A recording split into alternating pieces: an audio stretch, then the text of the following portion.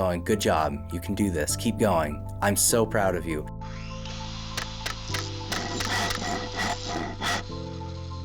From a teenager at risk of homelessness to designing and building his very own tiny home, David's journey is nothing short of inspiring. But this isn't just about a house. It's about creating a future with his own hands. Today, David takes the next steps, diving into the design and systems that will make this tiny house a home. So, what did your future look like just a month ago compared to where you are today? A month ago, I was dead set on becoming a cop, and today I don't see that anymore. Maybe in the future, but not in the foreseeable future. I mean, I'm learning so much that I can use anywhere in life, and yeah, I just got to go through and go, well, what's important to me? What would I enjoy doing? And People want to be happy when they work. That's what I'm looking to. I know it's not always like that, and I haven't had a job where it has been. In episode 1, we introduced David, a young man determined to change his future. With the support of his Montrose, Colorado community and sponsors like Casa of Montrose and the tiny house experts at TrailerMade, the walls of David's tiny house came to life. Now the journey continues as he learns about the critical systems that will bring his dream home to completion. But I'm getting to the point where I'm enjoy like this one. I enjoy it. This makes me happy. I want to get up and go to work today. I mean, I want one of those jobs. Yeah, everybody does. Yes. When you think about where you started, what does it mean to see how far you've come here in just a few weeks? I feel like I've learned a lot. Like actually adulting. That has been a huge hill that I had to climb. And I feel like I'm hitting the peak of it. And what's one of the things that the project has taught you about what's possible in your life? That it looks like it's a lot, but it really just takes time. Everything takes time. Sure does. What's something new you've learned about making an electrical system efficient for a tiny house? Actually, a lot. I honestly didn't think that it would be as similar. I didn't see it as like a house, like a tiny home. I know the word, but I didn't realize the meaning. And the more and more I work on this project, it's like, this is something a house would have, just small. With the framing complete, it's time to focus on the systems that make a house livable.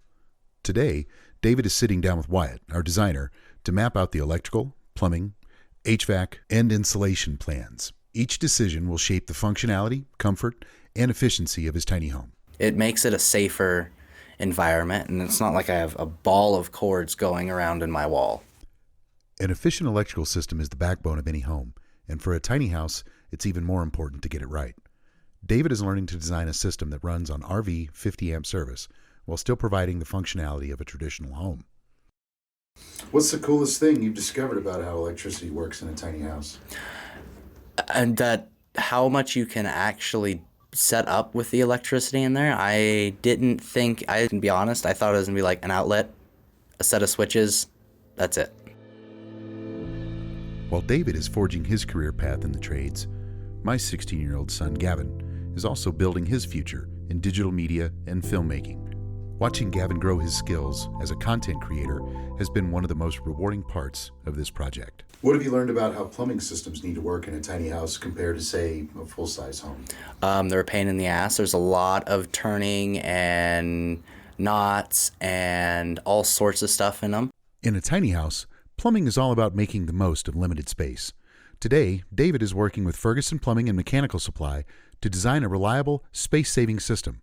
From low-flow fixtures to compact layouts, every element is tailored to meet the demands of minimalist living.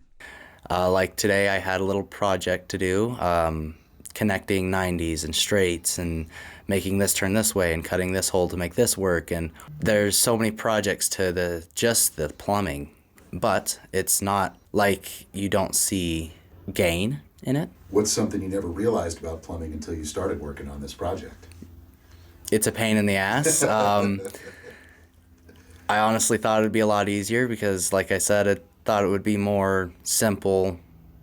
This goes here, this goes here, this goes here. Okay. Sure. Not, this is like a house. Let's make it like a house. Like, that's the part I'm still like, it's pretty cool. Comfort in a tiny home depends on careful planning and the right materials. David is learning how insulation and HVAC systems work together to keep his house energy efficient in all seasons. Why is insulation so important, do you think, in keeping a tiny house comfortable? Well, it's like a house compared to a camper. A camper during the winter is going to be colder than a house during the winter, and a house during the summer is going to be cooler than a camper during the summer. Thanks to the tiny house experts at Trailer Made Custom Trailers, his tiny house will stay cozy in the winter and cool in the summer while maintaining a suitable thermal envelope. In a tiny home, the insulation is similar to a house, and you can customize it in ways like I'm not going to be having a tiny home with the insulation made for Antarctica. I mean, it'll be this when winter comes, it'll be warm. When summer hits, I can keep it cool. David's tiny house isn't just a construction project. It's a journey of growth and learning. Every step, from framing the walls to planning the systems, is a reminder of how far he's come and what he's building for his future. What's one skill that you've learned during this project that you're excited to use in the future? I think knowing where all the wiring, knowing where all the plumbing and everything is in my tiny home will make it so it's like, oh, I am more than sure I will use skills that I learned from here to do it. David is a part of a larger movement, the tool belt generation. Across the country, young people are rediscovering the trades as a path to independence and opportunity. By learning skills like plumbing, electrical work, and carpentry, they're not just building homes, they're building their futures. And David's story is proof of what's possible when you put on the tool belt and get to work. When you think about everything you've built so far, what's the most meaningful part for you? I think getting the walls up and then getting the wiring and the plumbing in and just the steps we're taking toward it. I mean, step one was the floor. Or, well, technically, step one was the trailer itself. And what would you say to someone who feels like they don't have options or opportunities right now? I would tell them it may not feel like you don't have an option or you don't have an opportunity or the world is changing and you aren't ready to go with it. But step back and look at the big picture where you will have an opportunity. There's always something you can do to fix it. There's always something you can do to get away from it. And it's just your choice. So maybe you'd speak to somebody about opportunities right now, about choices. We have every day a choice pops up. I want to raise my kids in this area. I want to teach them these things. Those are all life choices. And I feel like life choices are the hardest option and the hardest thing that you have to go through. A lot of people in today's world don't think they have those choices available for them. What would you say to those people who are watching right now that don't feel like they have those choices? If you step back and you look at the opportunities, there's going to be a choice. If you step back and look at what you've done in the past to compared to what you're doing in the future, to the options you have there, that's a choice. You always have a choice in everything you do. If work looks like it's going to be tough today, you have the choice. You can either make it hard or it can be hard and you can enjoy it. There's a choice in everything you have to do and a choice in everything you will ever do. Hard work is good work. Exactly. What's the next part of the project that you're excited to tackle?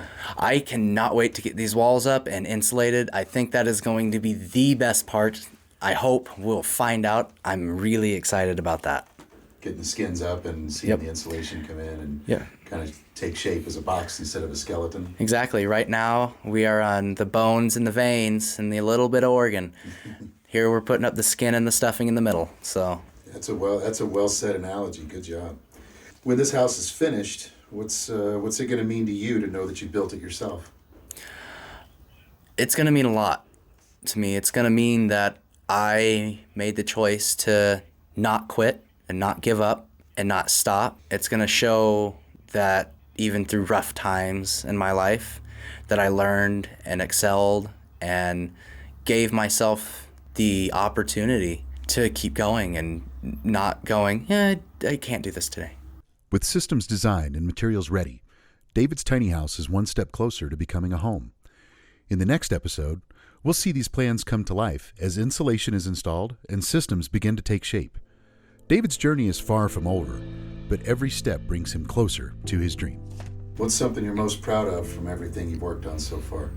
I feel like with everything that I've worked on on my tiny home, I feel like what I'm most proud of is the skills that I've worked on and learned. With tens of thousands of people already watching this story and showing support for you, what's one thing you want them to know about you as they follow this journey? I wouldn't be doing this without anybody. And the people who are watching are becoming my people. They are the people who show that there is interest in this and there is need for this, and through everything, it's a good thing to happen. You watched the video, the first video recently, and you read the comments. Yes. How did that make you feel? That made me feel really good. It showed that there's a lot of people out there supporting me, and it shows that just complete strangers, I don't know anybody there, are standing next to me going, good job, you can do this, keep going, I'm so proud of you. And it makes me happy to know that I have a whole community that I know nobody in. Yeah. Stand there and go, keep going, dude, keep going, you're so close, you're doing super good. You got a pretty big cheering section out there. Yeah, and I don't know a single one of them.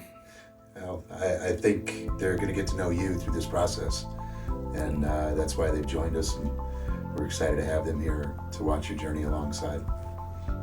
So keep up the great work, man. We'll see you in the next one. And I guess I'll see you then. All right, buddy. Thank you for joining us for this episode of David's Blueprint. To catch up on the series, check out the full playlist linked below.